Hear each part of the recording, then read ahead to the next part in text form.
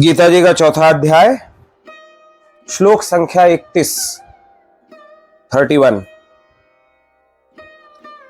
यज्ञ शिष्टामृत भुजो यान्ति ब्रह्म सनातनम नायं लोकोऽस्त्य यज्ञस्य कुतोऽन्यः कुरु सत्तम। हे कुरुश्रेष्ठ अर्जुन, यज्ञ से बचे हुए अमृत का अनुभव करने वाले योगी जन सनातन परब्रह्म परमात्मा को प्राप्त होते हैं, और यज्ञ न करने वाले पुरुष के लिए तो यह मनुष्य लोक भी सुखदायक नहीं है, फिर परलोक कैसे सुखदायक हो सकता है। यज्ञ को भगवान यहां परम कर्तव्य कहते हैं। यज्ञ करना सभी का परम कर्तव्य है। पिछले दिनों हम लोगों ने 12 प्रकार के यज्ञों की चर्चा की, जो भगवान श्री कृष्णचंद्र आनंद कंद ने महात्मा अर्जुन के पास बताया, और महात्मा अर्जुन को निमित्त बनाकर हम सभी के लिए बताया। और इस श्लोक में कहते हैं, नायम लोकोस्त यज्ञस्य कुतोन्यः कुरु सत्तमा। इन 12 प्रकार के यज्ञों में एक यज्ञ भी जिसके पास नहीं है, उसे इस लोक में ही सुख शांति नहीं मिलेगी, तो परलोक में कहां से मिलेगी। जो यहां शांत नहीं है वो परलोक में कैसे शांत हो सकता है। जो यहां सुखी नहीं हो परलोक में कैसे सुखी होगा। तो भगवान कहते हैं, यज्ञ में आचरण करने वाला, यज्ञ को धारण करने वाला इस लोक में भी सुखी होता है और परलोक में भी सुखी होता है। सुख शांति की इच्छा वाले प्रत्येक मनुष्य को यज्ञ परम कर्तव्य समझकर स्वीकार करना चाहिए। सार रूप में मैं पुनः कहूं, यज्ञ क्या है। निष्काम भाव से,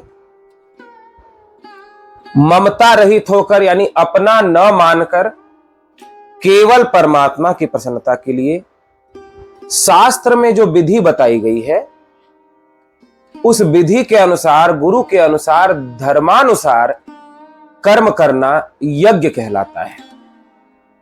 ईश्वर की प्रसन्नता के लिए जो कुछ भी करो वो यज्ञ है। उनके लिए रोना भी यज्ञ है, उनके लिए हंसना भी यज्ञ है, उनके लिए गाना भी यज्ञ है, उनके लिए भोजन प्रसाद ग्रहण करना भी एक यज्ञ है। परमात्मा के लिए देखना यज्ञ है, परमात्मा के लिए सुनना यज्ञ है।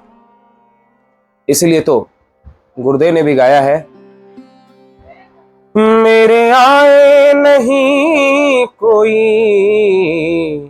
घर अंगना, मेरे आए नहीं कोई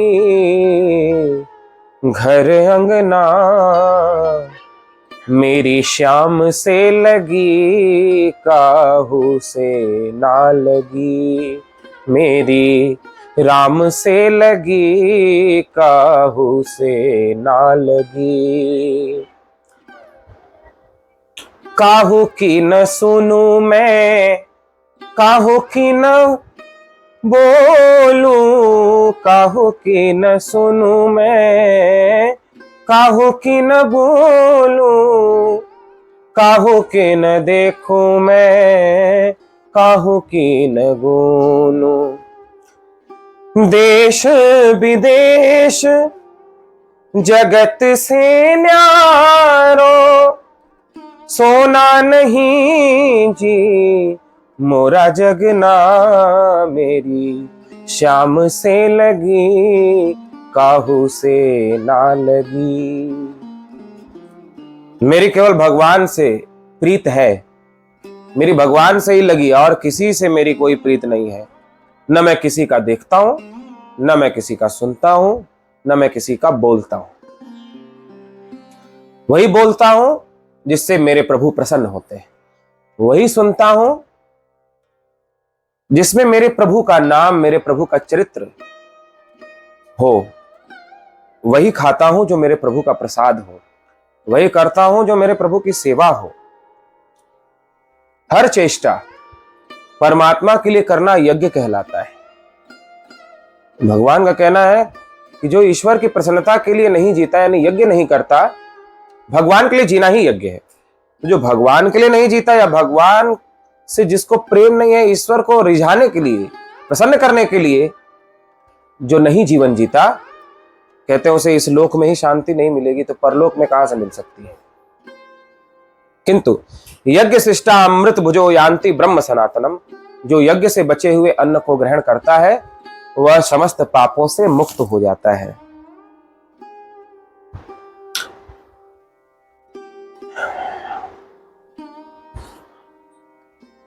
हर कर्म में यज्ञ से बचा हुआ अन्न हम कैसे ग्रहण कर सकते हैं? यहां भगवान ने किस यज्ञ से बचे हुए अन्न की बात की, तीसरे अध्याय में इसका विस्तार किया जा चुका है। तो वहां भी यज्ञ से बचे हुए अन्न की चर्चा आई थी। यहां थोड़े में इसकी बात करेंगे। पुनः भगवान ने यह बात कही, 12 प्रकार के यज्ञों की चर्चा करने के बाद जो यज्ञ से बचे हुए अन्न को खाता है वह अमृत को प्राप्त करता है। अमृत यानी परमात्मा को प्राप्त करता है, आत्मस्वरूप को प्राप्त करता है। क्रोध भी यज्ञ से बचा हुआ अन्न है। जब वह क्रोध धर्म की रक्षा के लिए किया जाए तो वह क्रोध यज्ञ से बचा हुआ अन्न है। लोभ यह भी यज्ञ से बचा हुआ अन्न है। जब हम धर्म के लिए लोभ करते हैं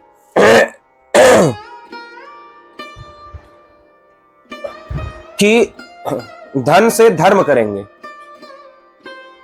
धर्म की रक्षा करेंगे, जिसको आवश्यकता है धन से उसकी पूर्ति करेंगे, केवल अपने लिए नहीं, तो इस प्रकार वह यज्ञ से बचे हुए अन्न को ग्रहण करता है। ऐसे ही अहंकार भी यज्ञ से बचा हुआ अन्न कहलाता है। जब वह अहंकार इस बात का हो कि मैं परमात्मा का हूं, परमात्मा मेरे, मैं भगवान का हूं, यह स्वाभिमान होना। जैसे हनुमान जी ने कहा रावण की सभा में, दासो हम कौशलेंद्रस्य, मैं कौशलेंद्र भगवान श्री राम का दास हूं। तो मैं भगवान का दास हूं, भगवान का सेवक हूं, यह अभिमान होना, यह यज्ञ से बचा हुआ अन्न ग्रहण करना कहलाता है।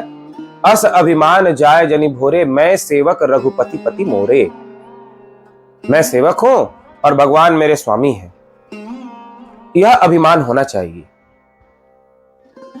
यह यज्ञ से बचा हुआ अन्न खाना कहलाता है। ऐसे ही जो भी जगत में दिखाई पड़ रहा है उसमें भगवान को देखकर तब संसार को देखना, भगवान की झांकी ही सब में देखना, यह देखने की क्रिया में यज्ञ से बचा हुआ अन्न ग्रहण करना कहलाता है। कोई आपसे कुछ कह रहा है, उसमें व्यर्थ की बातों को तो हटा दिया और जो हमारे आध्यात्मिक यात्रा के लिए आवश्यक बातें हैं उसे ग्रहण कर लिया, यह यज्ञ से बचा हुआ अन्न शब्द के माध्यम से ग्रहण करना कहलाता है। ऐसे ही बोलने के लिए तो बहुत सारी चीजें होती हैं, लेकिन जो आवश्यक है उतना ही व्यवहार की चर्चा किया और वाणी से अधिक अध्यात्म की बातें ही निकली, तो यह वाणी के माध्यम से यज्ञ से बचा हुआ अन्न ग्रहण करना कहलाता है। इस प्रकार जो आचरण करता है, भगवान का कहना है, वह अमृत को प्राप्त करता है, यान्ति ब्रह्म सनातनम, परमात्मा को प्राप्त करता है ऐसा आचरण करने वाला। और जो यज्ञ नहीं करता या जो ऐसा आचरण नहीं करता उसे इस लोक में ही शांति नहीं मिलती तो परलोक में कैसे मिलेगी। तो जो विस्तार से आप लोगों को 12 प्रकार का यज्ञ बताया गया और सार रूप में मैंने आज यज्ञ आप लोगों को समझाया, उसे आप सभी धारण करके जीवन में उतारने का प्रयास करें तो सभी का कल्याण होगा। बोलिए गीता माता की जय।